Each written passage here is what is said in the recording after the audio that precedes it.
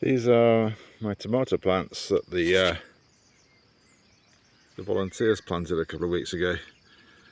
Great work done by Juliet, Lisa and Ethan. They're growing very well now. And this year we're going to go over the top with tomatoes because we've actually run out of canned tomatoes, the ones we put in jars. So each of these rows is 60 long.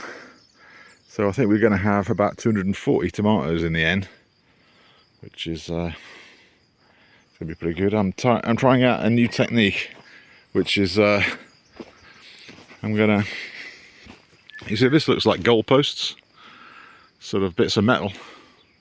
This bits of metal some friends gave us from when they redid their house.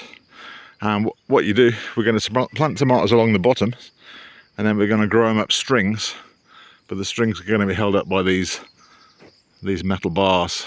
So that's going to be an interesting new idea. And yeah, so the tomatoes are going really well. Just have a look at my pears. Look at those. Gonna have some nice pears later on. Got two sorts of pears. That's an apricot. And this piece of land has actually never been cultivated before because I have problems with fungal diseases on the tomatoes. So each year I try and use a totally different bit of land. So this is the first time this has been cultivated for probably 50 years. But it's a really nice little area here. And there you go. There's a house up there. Paradise.